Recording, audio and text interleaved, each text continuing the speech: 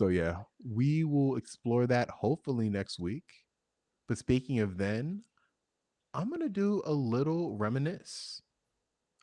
So I was playing obviously Pokemon Legends Arceus, and I don't know why, but it was really tapping into that nostalgic feel, really hitting me hard. Of like, I loved Pokemon for a lot of my life, and so I went over to my mom's house and I found my old GBA, and it had a copy of my first Pokemon game that I really got into, which is Pokemon Fire Red.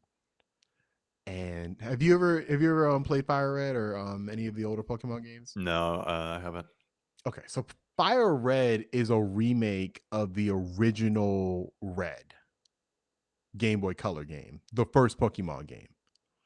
So it was made in kind of like a Nintendo Game Boy Advance color scheme, technology, all that. So it looks like a kind of like an NES game, SNES game.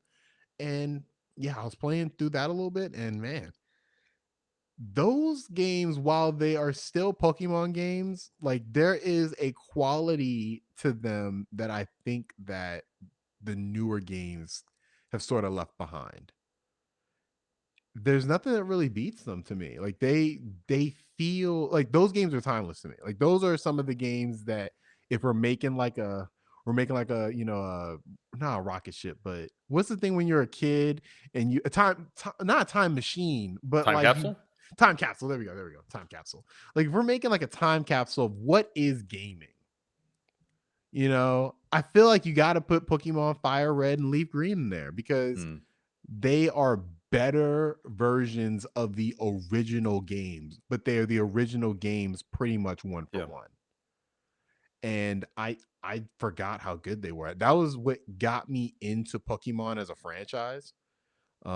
I can't say I stuck with Pokemon for a long time since then, but I definitely got into it with those games and obviously the anime.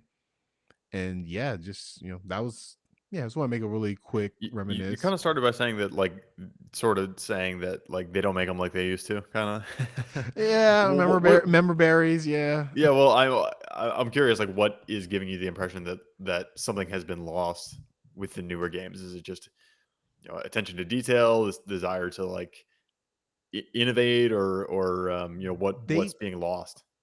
they become a lot easier. Okay. Where even like I didn't play a lot of it, but like it was way easier to die. Like Mm, the stakes were a little higher. Like because it was a lot harder to level up. Like the one thing that they've done now is, and a lot of RPGs do this, but Pokemon just makes it way easier. They all your Pokemon level up at one time. So like if you're fighting a battle with one Pokemon, all of them level up. okay. And with the older games, the only one that would level up is The one the who's one fighting. Pokemon that's fighting. So it makes the game longer because you have to basically in fights, like I would be like subbing out Pokemon left and right. So Just to all of them just can get to the level them right. So it's evenly. almost like a mini game in the Yeah, actual that's like that's cool. It incentivizes you to switch up your roster more. right, exactly. And it was just to me that aspect is a big loss, even though it's Mm, a feature now, because it just makes the game like with Arceus. I'm just like I haven't died yet. yeah, Like I haven't died. completely. I haven't felt even close to like being completely dead. And with those games, it was pretty easy to go into fights under leveled because the one thing about Pokemon games that make them easier now is like okay, you might have a level 45 Pokemon and you have like a level 35. But if you have like 6 level 35 Pokemon, you can just kind of chip away at the Pokemon you're fighting. Yeah.